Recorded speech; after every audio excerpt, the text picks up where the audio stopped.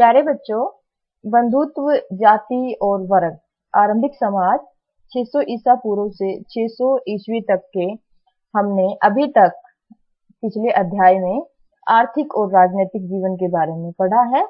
आर्थिक जीवन में हमने कृषि, व्यापार और शिल्प विशेषज्ञता पढ़ी है।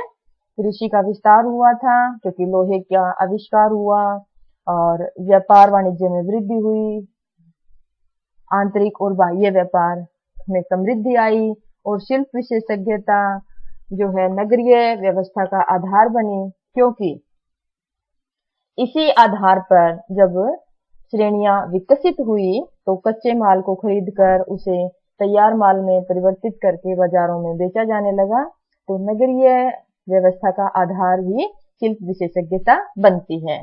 कृषि, व्यापार और शिल्प विशेषज्ञता आर्थिक जीवन की मुख्य उपलब्धियां थी।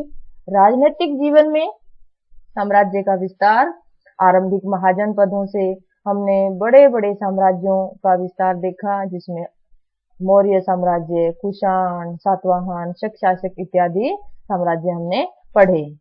शासकों ने अपने आप को दैवीय स्वरूप बनाया और ईश्वर का प्रतिनिधि बनाया ताकि जनता में उनकी सत्ता स्थापित हो सके।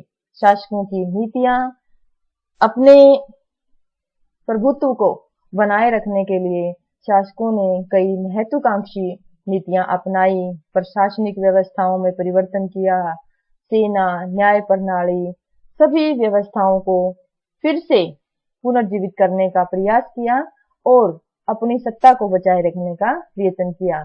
इस समय में हर एक व्यक्ति जो शासक था वो संसाधन और समर्थन जुटाने की पूरी कोशिश करते थे।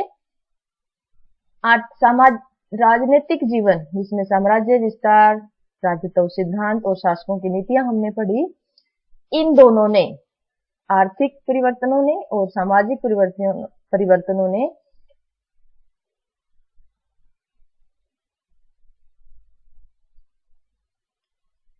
अब हम ये देखते हैं कि आर्थिक जीवन और राजनीतिक जीवन ने सामाजिक जीवन, लोगों की सामाजिक जीवन शैली को किस प्रकार बदला और इसका पता हमें कहां से पता चलता है? अभिलेखों में। ऐतिहासिक अभिनायक।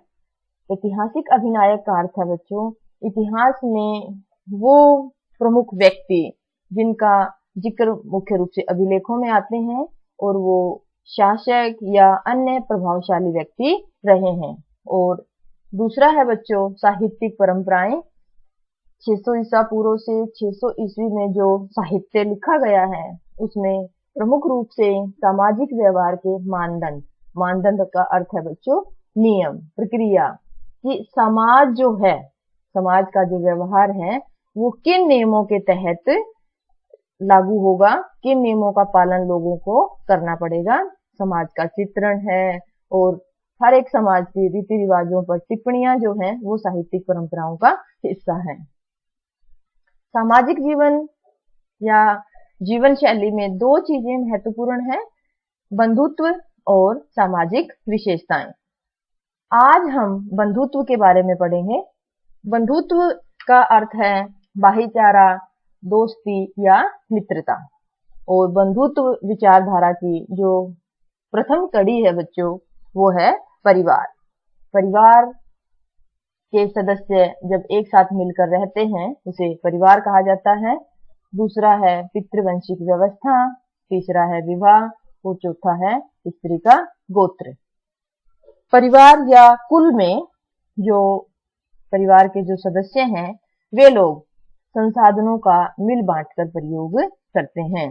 इसमें मकान, संपत्ति, खेती लायक भूमि, स्वामित्व, ये सभी चीजों का जो है मिल बांटकर प्रयोग परिवार के सदस्य करते हैं। साथ मिलकर काम करते हैं, अनुष्ठानों को संपादित करते हैं।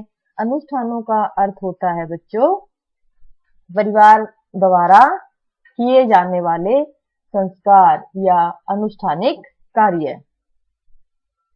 परिवार एक बहुत बड़े समूह का हिस्सा होता है जिसे हम संबंधी कहते हैं। परिवार हमारे परिवार के अलावा चचेरे भाई, ममेरे भाई और मौसेरे भाई, कई परिवार जब मिलकर संबंधियों का रूप लेते हैं तो तकनीकी भाषा में इसे ही जाति समूह का नाम दिया जाता है। परिवार के बाद दूसरा जो महत्वपूर्ण पॉइंट है हमारा, पितृवंशिक व्यवस्था। इसका अर्थ होता है बच्चों वह वंश परंपरा जो पिता के बाद पुत्र, फिर पौत्र, परपौत्र आदि से चलती है। पितृवंशिक व्यवस्था के बारे में जो हमें जानकारी मिलती है बच्चों, वो ब्राह्मण ग्रंथों, ऋग्वेद और महाभारत से पता चलती है। हमेशा पिता के बाद पुत्र शासन नहीं कर पाए थे, क्योंकि कई बार इसका अपवाद भी मिलता है। कई बार पुत्र न होने पर एक भाई दूसरे का उत्तराधिकारी बन जाता था। कभी कभी बंधु बांधव यानी संबंधियों में से भी कोई राजा बन जाता था, और कुछ विशेष परिस्थितियों में स्त्रियों ने भी, जैसे प्रभावती गुप्त का जिक्र आता है, ने भी शासन किया। पितृवंशिकता के प्रति जो झुकाव है समाज का, इसमें ऋग्वेद जैसे कर्मकांडीय मंत्रों में भी इस परंपरा को बताया गया है और इसे 600 ईसा पूर्व से 600 ईस्वी के समाज में अपनाया भी गया था। विवाह का नियम, विवाह संस्था बंधुत्व विचारधारा का एक तीसरा जो पॉइंट है बच्चों, वो है विवाह संस्था, और इसके उद्देश्य थे वंश परंपरा आगे बढ़ाना, और इस परंपरा में पुत्र महत्वपूर्ण थे बच्चों, और पुत्रियों को अलग दृष्टि से देखा जाता था। पैतृक संसाधनों पर भी पुत्रों का ही अधिकार होता था, और लड़कियों का जो है अपने गोत्र से बाहर विवाह कर देना ही उचित था। दूसरा है रक्त की शुद्धता बनाए रखना, और अभी मैंने बताया कि अपने गोत्र से बाहर शादियां करना ही रक्त की शुद्धता बचाए रखने का एक प्रमुख उदाहरण था। विवाह के नियम, विवाह के जो नियम है अंतर्विवाह और बहिर्विवाह। अंतर्विवाह में बच्चों एक ही गोत्र, कुल अथवा जाति या फिर एक ही स्थान पर बसने वाले लोग जब आपस में शादी संबंध बनाते हैं तो उसे अंतर्विवाह कहते हैं, और बहिर्विवाह गोत्र से बाहर विवाह करने को कहा जाता है।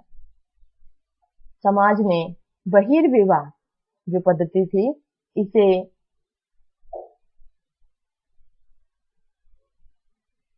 मान्यता हासिल थी।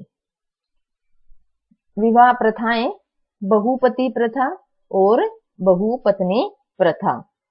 बहुपति प्रथा में एक स्त्री के अनेक पति होने की पद्धति है। महाभारत में द्रौपदी इसका उदाहरण है। बहुपत्नी प्रथा एक पुरुष की अनेक पत्नियां होने की जो सामाजिक परिपाटी है, उसे बहुपत्नी प्रथा कहा जाता है, और ये इस समय जिस समय में हम पढ़ रहे हैं एक आम बात थी। विवाह के प्रकार, मनुस्मृति में विवाह के 8 प्रकार दिए हुए हैं बच्चों। पहले 4 उत्तम हैं और बाद के 4 उत्तम नहीं हैं। आपके जो विषय है उसमें पहले 4 उत्तम विवाहों का ही जिक्र मिलता है बच्चों। तो 4 उत्तम विवाह पढ़ते हैं। सबसे पहले ब्रह्म विवाह। ब्रह्म विवाह दोनों पक्षों की यानी वर और वधू दोनों पक्षों की सहमति से समान वर्ग के सुयोग्य वर से विवाह कर देना शामिल है। दूसरा है दैव विवाह। ब्रह्म विवाह और दैव विवाह लगभग समान थे बच्चों।